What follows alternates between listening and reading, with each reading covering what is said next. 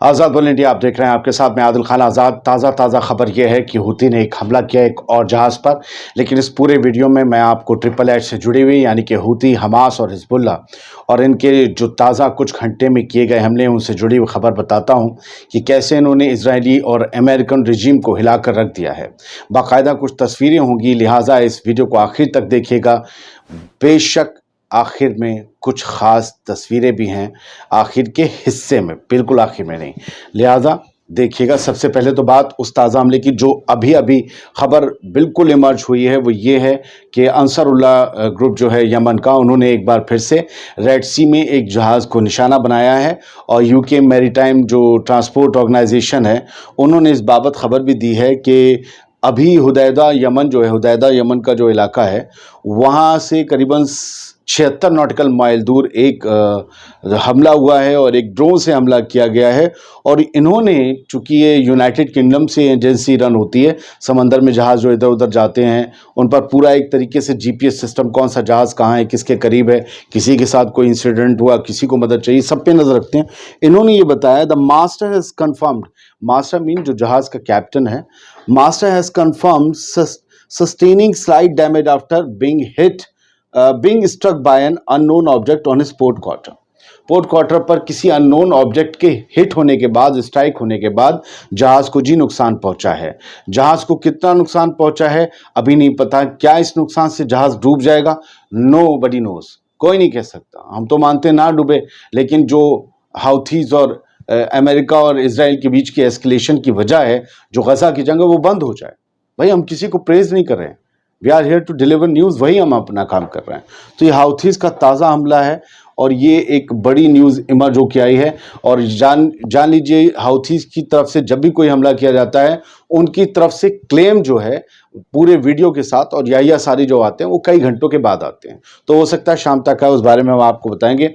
हाउथीज़ ने एक बहुत बड़ा नुकसान कुछ घंटे पहले पहुंचाया और MQ-9 रीपर जो है अमेरिका का ड्रोन, एक सुपर एडवांस ड्रोन है, $30 मिलियन का, इट मीन्स कि 250 करोड़ रुपए से ऊपर जो है उसे मार गिराया। और उसका अब वीडियो जारी किया है जो ईरान के प्रेस टीवी और इन्ना ने भी जारी किया। प्रेस टीवी ने ये दिखाया, ये ड्रोन आप जो क्रॉस हेयर में देख रहे हैं, ये अमेरिका का MQ-9 है और इसे देखा गया और इसकी तरफ फिर ये एक, बस मैं आपको स्क्रीनशॉट दिखाता हूँ, ये जो है ये मिसाइल दागी और ये देसी मिसाइल है।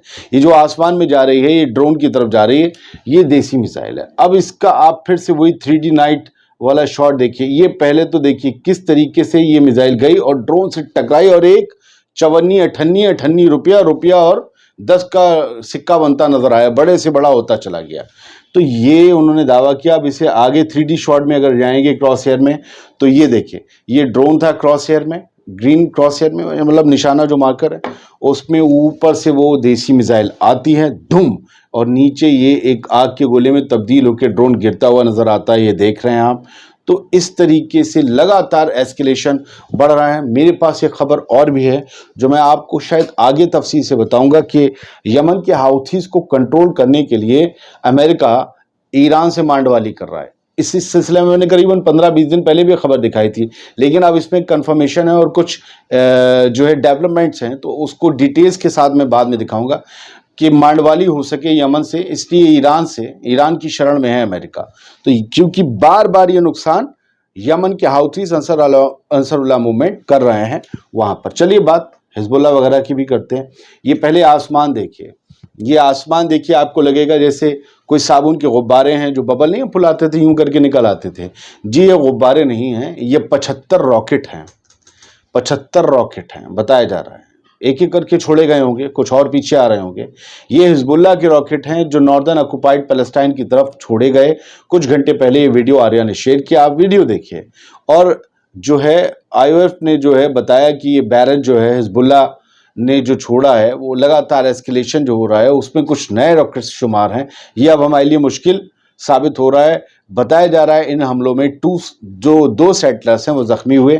आप इन हमलों को देख रहे हैं, इन्हें काउंटर भी किया गया और इनकी तरफ जो है एयर डिफेंस सिस्टम ने, इसराइल के जो है उनके पास बहुत शानदार एयर डिफेंस सिस्टम है, लेकिन वो नाकाफ़ी साबित हो रहा है अब।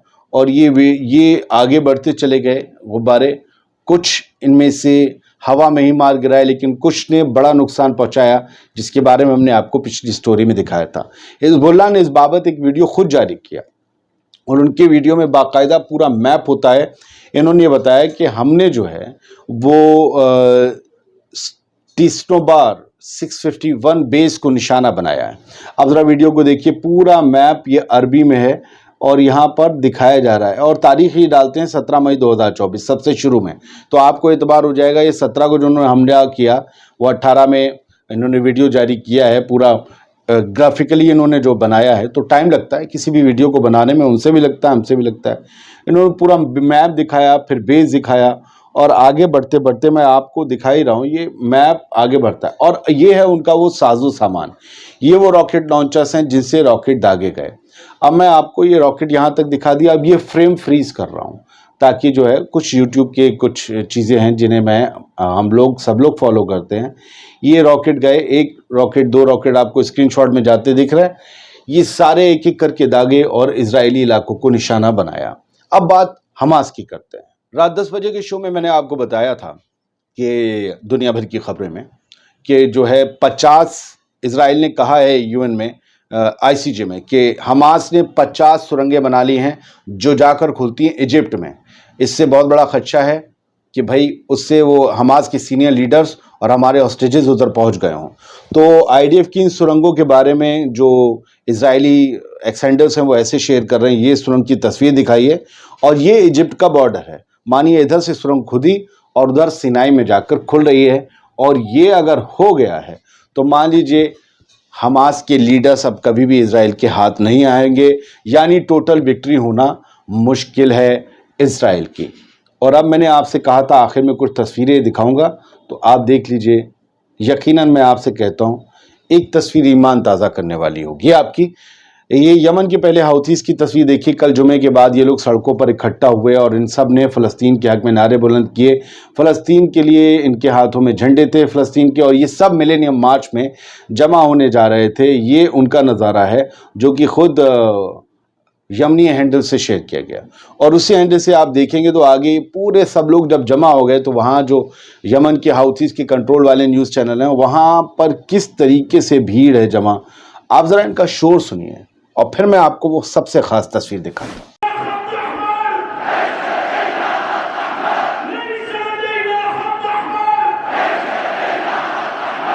अब देखिए सारी शिकायतें दूर कर देने वाली तस्वीर। आपको अपने आप से शिकायत बिल्कुल आप बंद कर देंगे खुदा से। ये हैं गज़ा के लोग। कल जुम्मा था, मस्जिदें शहीद कर दी गई हैं, देख रहे हैं आप, मीनार पीछे रह गई इनके।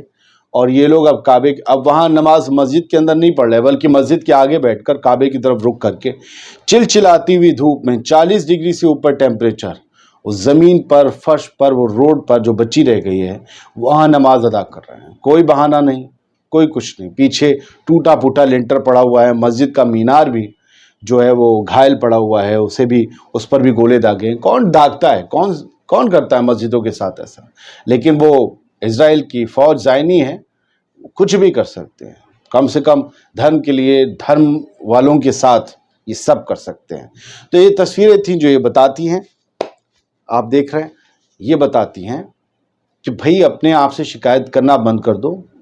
और अगर तुम्हारी ज़िंदगी में मुश्किलात हैं तो आज गज़ा की तरफ मुंह उठाओ, देखो, उन्हें सुनो और फिर यकीन मानता हूँ आपको अपनी परेशानी 1 लाख गुना छोटी लगने लगेगी और जो भी आपके पास बचा है उसके लिए आप शुक्र अदा करोगे।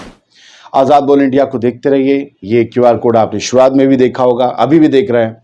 मुझे यकीन है आपको पता है क्या करना है और हम लोग पूरी कोशिश कर रहे हैं। आपकी दुआएं, मोहब्बत, प्यार, साथ सब मिल रहा है। इसे बनाए रखिएगा। सलामत रहिए, खुश रहिए, जिंदाबाद।